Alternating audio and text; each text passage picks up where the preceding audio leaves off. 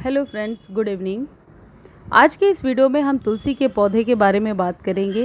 किस तरीके से हम तुलसी की देखरेख कर सकते हैं जिससे इसकी पत्तियां हरी, चमकदार और सुंदर बनी रहें और ये पौधा जो है वो घना हो, हरा भरा हो और हमारे गार्डन में परमानेंट बना रहे। इसी के केयर टिप्स के बारे में आज हम इस वीडियो में डिस्कस करेंगे।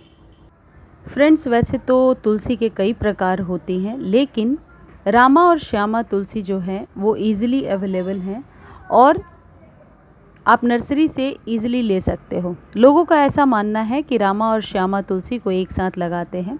हालांकि दोनों की मेडिसिनल वैल्यू जो है वो एक जैसी ही होती है, यानी कि तुलसी आयुर्वेद की तरह भी यूज़ होता है, ये हम सबको पता है। तुलसी को कंज्यूम करना भी बहुत ही इजी है और ऐसा डॉक्टर्स का कहना है कि तुलसी को हमें दिन भर में एक बार तो कंज्यूम करना ही चाहिए और ये काफ़ी बेस्ट होता है। जहाँ तक इसके रख रखाव की बात है फ्रेंड्स, हमेशा तुलसी में पानी ज़्यादा देने की वजह से जो तुलसी का पौधा है वो ख़राब हो जाता है।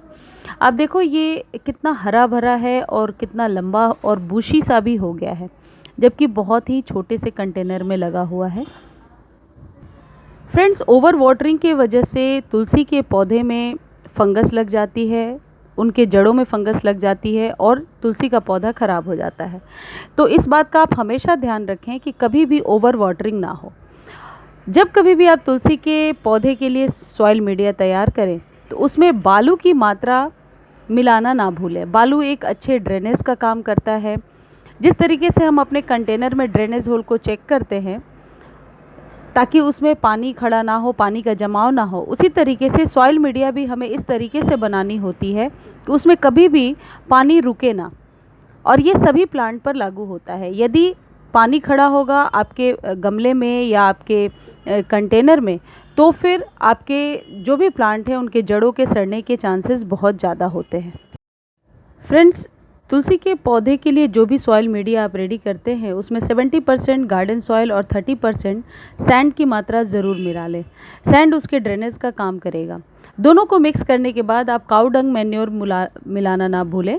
वो आप 2-3 चम्मच भी मिला सकते हैं या उससे ज़्यादा भी मिला सकते हैं। वो एक न्यूट्रिशन का काम करेगा। उसकी जगह पे आप कोई नाइट्रोजन युक्त खाद दूसरी भी मिला सकते हैं, सब्स्टिट्यूट, यदि आपके पास कुछ है।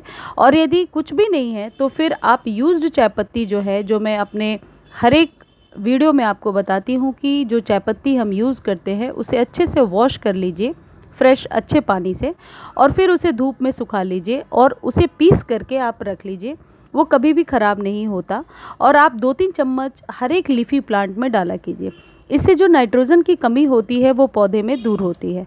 तो इस तरीके से आप इसके सॉइल मीडिया को तैयार कर रहे, और ये सॉइल मीडिया रखने के बाद ये तुलसी का पौधा यकीन मानिए कभी भी आपके गार्डन से नहीं जाएगा। अभी आने वाले टाइम में यानी दिसंबर वगैरह में ये जो तुलसी है ये बिल्कुल झड़ जाती है, लेकिन उसके लिए भी मैं आपको सॉल्यूशन बताऊंगी कि किस तरीके से वापस जनवरी, फरवरी या मार्च के समय तुलसी फिर से हरी भरी हो जाएगी। यानी कि तुलसी का पौधा है ये गार्डन से कभी भी जाने वाला नहीं है। ये तो हो गई सॉइल की बात। अब जो दूसरी सबसे इम्पॉर्टेंट बात है वो है कंटेनर। किस तरीके के कंटेनर में आप इसे ग्रो करें। फ्रेंड्स, बहुत छोटे कंटेनर में तुलसी का पौधा ग्रो नहीं हो सकता, उसकी लाइफ ज़्यादा नहीं होती। तो आप ट्राई करें 8 इंच से ऊपर का ही कंटेनर हो, उससे नीचे का ना हो। वो डिपेंड करता है कि आप कहाँ रखते हो, रूफटॉप गार्डन में रखा आपने या बालकनी में रखा है, लेकिन 8 इंच से ऊपर ही आप कंटेनर रखिए। उसके ड्रेनेज होल को चेक कर लीजिए। उसमें नीचे आप चाहे तो कोई बजरी वगैरह भी मिला सकते हैं या रेती 1 इंच बिछा सकते हैं, इससे उसकी ड्रेनेज और भी अच्छी रहेगी। इस तरीके से आप उसके पॉट का सिलेक्शन करें। तो फ्रेंड्स, इस तरीके से पॉट का सिलेक्शन भी हो गया, सॉइल मीडिया भी रेडी हो गई। अब है वाटरिंग की बारी। हमेशा 5 से 6 दिन पर वाटरिंग करें ठंड के टाइम में। गर्मियों में कभी कभी 2 टाइम भी वाटरिंग करनी पड़ती है। और जो सबसे इम्पॉर्टेंट चीज़ है वो है फर्टिलाइजेशन, वो है एप्सम सॉल्ट। मैं अभी आपको बता रही हूँ किस तरीके से एप्सम सॉल्ट को हम तुलसी के पौधे में यूज़ करके तुलसी के पत्ते को चमकदार बनाएंगे। फ्रेंड्स, ये 1 टेबल स्पून आप एप्सम सॉल्ट लीजिए और उसे 1 लीटर वाटर में मिला करके जितने भी आपके लीफी प्लांट हैं इंक्लूडिंग तुलसी के पौधे में उससे स्प्रे कीजिए। अब आप लोगों के मन में ये क्वेश्चन होगा कि एप्सम सॉल्ट किस तरीके से काम करता है हमारे प्लांट्स पे। तो फ्रेंड्स, ये जो एप्सम सॉल्ट है ये क्लोरोफिल को बढ़ाने में, प्रोड्यूस करने में मदद करता है। यानी कि ये जो एप्सम सॉल्ट है इसका स्प्रे आप अपने सभी पौधों पे कर सकते हैं। ये तो आपको पता है, क्लोरोफिल तो सभी पौधों को चाहिए। तो एप्सम सॉल्ट पौधों को हरा भरा दिखाने में, घना दिखाने में बहुत ज़्यादा हेल्प करता है। दिखाने में मतलब बनने में बहुत ज़्यादा हेल्प करता है। तो आप 1 चम्मच एप्सम सॉल्ट को 1 लीटर पानी में मिला करके तुलसी में कम से कम 10 से 15 दिन के अंतराल पे दिया करें।